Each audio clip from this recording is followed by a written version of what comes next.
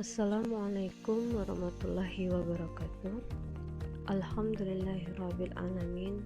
Bertemu lagi bersama Miss Rizky di pelajaran religion. Apa kabar semuanya hari ini? Semoga selalu dalam keadaan sehat dan selalu dalam lindungan Allah.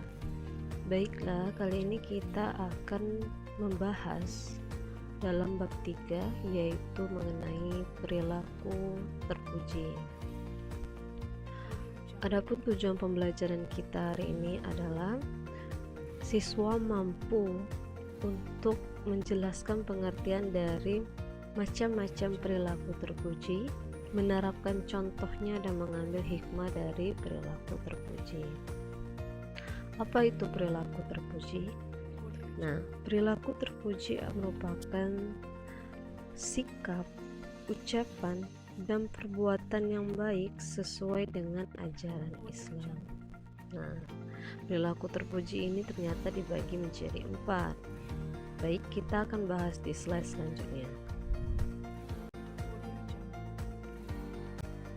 The first, kita membahas mengenai perilaku jujur. Apa itu jujur? Dalam bahasa Arab, jujur adalah asyidik, yang mana artinya nyata, benar, atau berkata benar. Sedangkan dalam kamus KBBI, jujur artinya tidak berbohong. Nah, berdasarkan dari kedua pengertian tersebut, jujur artinya adalah perilaku yang dilakukan sesuai dengan hati, perkataan, perbuatan dengan kebenarannya. Nah, perilaku jujur ini sangat penting dalam kehidupan sehari-hari. Kenapa? Karena kejujuran itulah yang membuat seseorang tersebut bisa dipercaya atau tidak, ya. Nah, Islam pun sangat menganjurkan untuk kita berperilaku jujur. Nah, bisa disebutkan dalam firman Allah Subhanahu wa taala dalam surah Al-Ahzab ayat 70 sampai 71, yang mana artinya, wahai orang-orang yang beriman, bertakwalah kamu kepada Allah dan ucapkanlah perkataan yang benar. Niscaya Allah akan memperbaiki amal-amalmu dan mengampuni dosa-dosamu. Dan barang siapa mentaati Allah Subhanahu wa ta'ala dan Rasulnya, maka sungguh dia menang dengan kemenangan yang agung, ya. Lalu jujur ini dibagi menjadi 3.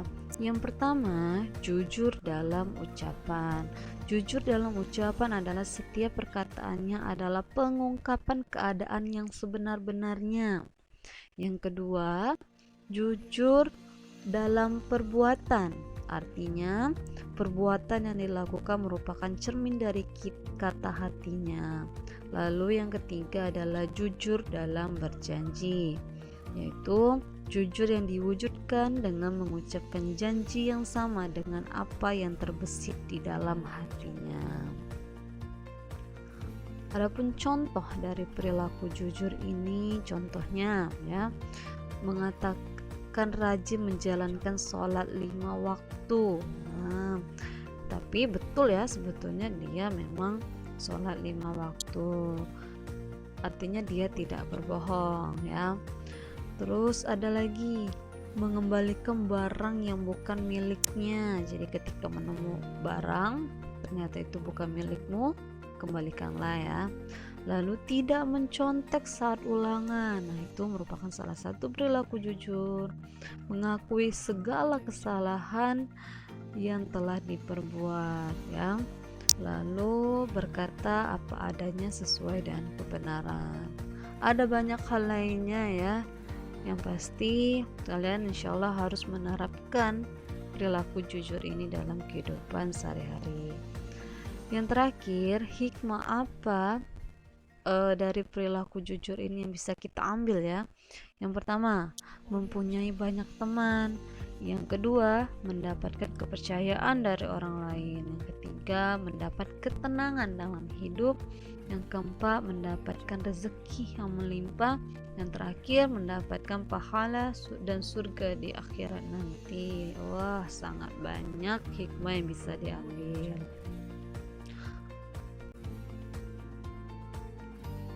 Next, the second, perilaku menepati janji. kita perlu tahu dulu apa itu janji. Janji menurut Kamus KBBI adalah perkataan yang menyatakan kesediaan dan kesanggupan untuk berbuat atau melakukan suatu perbuatan ya. Nah, menepati janji sendiri artinya berusaha untuk memenuhi semua yang telah dijanjikan kepada orang lain pada masa yang akan datang. Dalam perilaku menepati janji ini, salah satunya sudah disebutkan dalam Al-Quran surah Al-Imran ayat 77, yang mana artinya sesungguhnya orang-orang yang memperjualkan janji Allah dan sumpah-sumpah mereka dengan harga murah, mereka itu tidak memperoleh bagian di akhirat.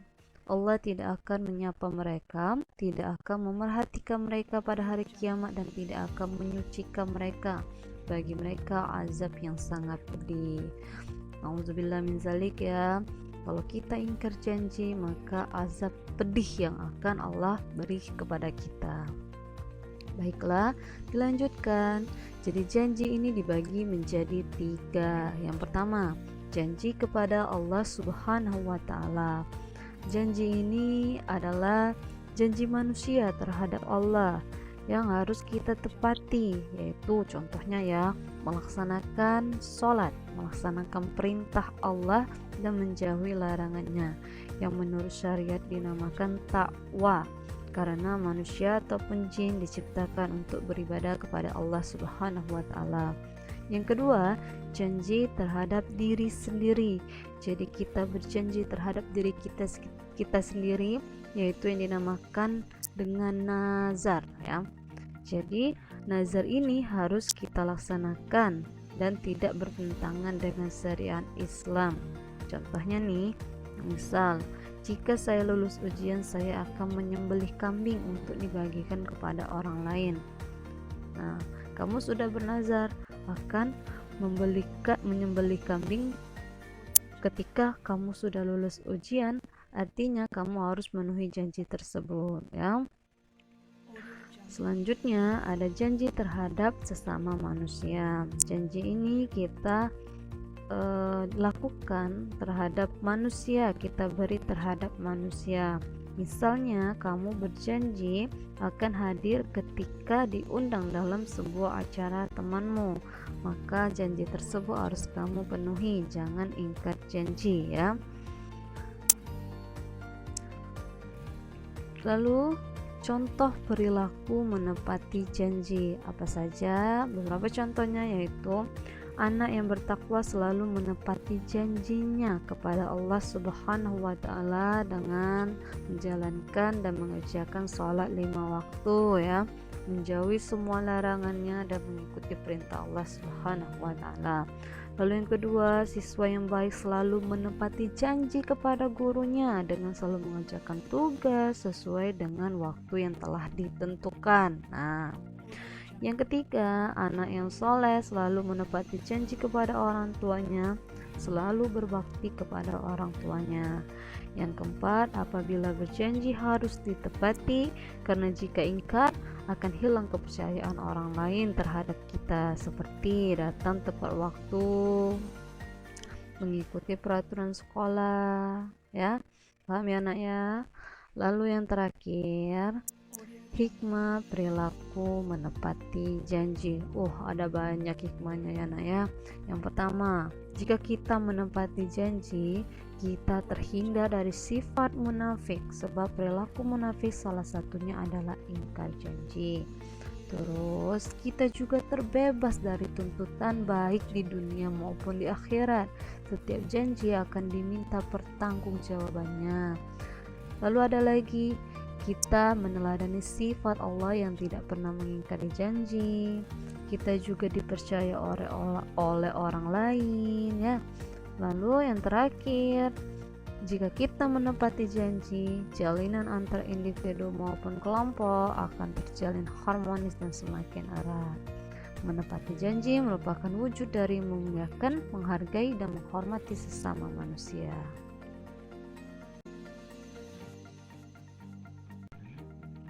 The third, perilaku santun. Santun adalah budi bahasa dan tingkah laku yang halus dan baik. Orang yang santun akan berbicara dan bertingkah laku halus dan lemah lembut serta menjaga perasaan orang lain, ya. Baik, Rasulullah pernah bersabda dari Aisyah, istrinya Nabi Muhammad SAW. Ya, Rasulullah bersabda katanya, "Hai Aisyah, sesungguhnya Allah itu maha lembut. Dia mencintai sikap lemah lembut.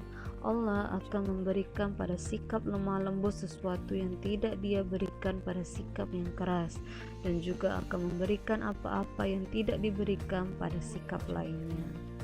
Nah, kita tahu bahwa Rasulullah ini merupakan pribadi yang selalu bersikap lemah lembut pada siapapun, mau itu dengan pembantunya, mau itu dengan tetangganya, dengan siapapun yang ada di sekitarnya, ya. Jadi Rasulullah ini memiliki sifat yang sangat agung, yaitu jujur, bijaksana, santun, serta lemah lembut kepada siapapun. Nah, ketika kita mengikuti perilaku santun ini, artinya kita juga sudah meneladani akhlak dari Rasulullah, ya, akhlak dan sikap dari Rasulullah. Kita masuk ke contoh perilaku santun. Nah, contohnya dalam kehidupan kita sehari-hari, ya. Salah satunya menghormati orang yang lebih tua. Ketika kita mau berangkat ke sekolah, ada baiknya kita salim dulu, ya, sama kedua orang tua kita. Lalu menerima sesuatu selalu dengan tangan kanan, ya, tidak berkata kotor ataupun kasar. Tadi, ya, harus berkata lemah lembut dan tidak menyakiti orang lain. Tidak meludah di sembarang tempat, tidak menyela pembicaraan orang lain atau memotong pembicaraan orang lain, ya. Berpakaian dengan sopan dan santun, dan ada banyak lagi perilaku sopan dan santun lainnya. Lalu hikmah dari perilaku santun ini. Nah, hikmah apa yang bisa kita ambil? Yang pertama, bisa dihargai dan dihormati oleh orang lain. Yang kedua, mempunyai banyak teman. Yang ketiga, mendapat kemudahan dalam segala urusan. Yang keempat, terciptanya hubungan yang harmonis baik dengan keluarga, teman maupun masyarakat. Yang terakhir, dicintai oleh Allah Subhanahu wa Ta'ala. Kelas 1, perilaku malu. Apa itu malu? Malu merupakan sikap tidak enak hati karena berbuat sesuatu yang kurang baik. Dengan demikian, sikap malu ditempatkan saat melakukan keburukan, bukan malu saat berbuat kebaikan, ya, nak, ya. Nah, untuk mencegah berbuat keburukan, sikap malulah yang perlu kita terapi, ya. Sikap malu ini ialah untuk mencegah diri dari kelalaian dan penyimpangan terhadap hak orang lain. Malu merupakan sifat terpuji yang harus kita miliki oleh setiap muslim, ya, apalagi perempuan kita, anak-anak solehah, ya. Malu bukan berarti tidak percaya diri, minder atau merasa rendah diri, melainkan malu tadi hanya untuk mencegah diri kita dari berbuat keburukan atau kelalaian. Rasulullah pernah bersabda yang mana iman itu ada 70 lebih cabang dan malu adalah termasuk iman, ya. Jadi sabda Rasulullah itu mengatakan iman itu ada 70 lebih cabang, lebih dari bagiannya, tapi salah satunya malu ini merupakan termasuk iman kita, ya. Jadi kalau kita tidak ada rasa malu, artinya kita tidak punya iman, ya, nak, ya. Lanjut, ya. Kita masuk ke contoh perilaku malu. Contohnya, ya, malu saat terlambat sekolah, malu ketika tidak bisa menepati janji, malu jika mau mengambil barang yang bukan miliknya, malu jika membuka aurat pada yang bukan mahram, malu jika pergi berduaan bukan dengan mahramnya. Apa hikmah yang bisa kita ambil? Hikmah perilaku malu yang pertama, terhindar dari perbuatan-perbuatan tercela yang dilarang Allah Subhanahu wa Ta'ala dan Rasulullah. Rasa malu merupakan cabang atau tanda-tanda dari keimanan kita. Lalu dengan kuatnya rasa malu, semakin lemah pula kecenderungan manusia untuk terjerumus dalam kemaksiatan. Alhamdulillahirabbil alamin. sekarang kita sudah ada di penghujung slide. Semoga apa yang sudah Miss jelaskan bisa kalian ambil pelajarannya, semoga bermanfaat di kehidupan kalian ya. Jangan lupa untuk terus belajar dan selalu mengulangi pembelajarannya supaya pembelajaran tersebut bisa diingat ya. Baik, kita cukupkan dulu pertemuan kali ini. Miss ucapkan terima kasih. Kita istighfar sama-sama sebanyak 3 kali. Astaghfirullahalazim, astaghfirullahalazim, astaghfirullahalazim.